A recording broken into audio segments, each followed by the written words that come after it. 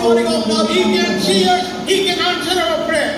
அவர் நம்மை காணக்கூடியவராக இருக்கிறார். அவர் நம்முடைய ஜெபங்களுக்கு பதில் கொடுக்கக்கூடியவராக இருக்கிறார். ఆయన మనం చూచేవారిగాను ప్రార్థనకు జవాబిచ్చేవారిగాను ఉన్నారు. The Lord God who has given us the hand, he is able to work for us.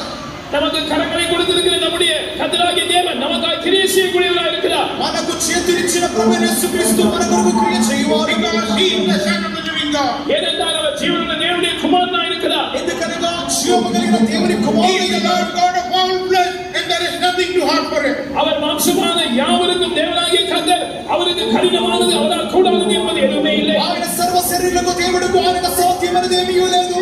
He is the King of kings and the Lord of lords. அவர் ராஜாதி ராஜாவும் கர்த்தாதி கர்த்தருமாய் இருக்கிறார். ఆయన రాజాది రాజు ప్రభువులకు ప్రభు. Praise be to God. தேவனுக்கு ஸ்தோத்திரம். దేవునికి స్తోత్రం. This living God, this evening, is in our midst.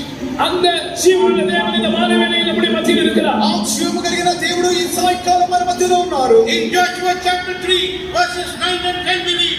யோசுவா 3ஆம் அதிகாரம் 9-10 வசனங்களை நாம் படிக்கும் பொழுது యోషువ 3వ అధ్యాయం 9-10 వాక్యమునందు కాబట్టి యెహోషువ వీరిక్కడికి వచ్చి మీ దేవుడైన యెహోవా మాట వినుడని ఇశ్రాయేలుకు ఆజ్ఞాపించి వారితో ఇట్లనెను, సర్వలోకనాథుని నిబంధన మందసము మీకు ముందుగా యోర్దాను దాటబోచున్నది కనుక யோசுவா இஸ்ரவேல் புத்திரரை நோக்கி, நீங்கள் இங்கே சென்று தேவனாகிய கர்த்தருடைய வார்த்தையை கேளுங்கள் என்றான். பின்பு யோசுவா, ஜீவனுள்ள தேவன் உங்கள் நடுவே இருக்கிறார் என்பதையும், அவர் கானானியரையும் ஏத்தியரையும் ஏவியரையும் பெர்சியரையும் கிர்காசியரையும் எமோரியரையும் எபூசியரையும் உங்களுக்கு முன்பாக துரத்தி விடுவார் என்பதையும் நீங்கள் அறிந்து கொள்வதற்கு அடையாளமாக இதோ சர்வ பூமிக்கும் ஆண்டவராய்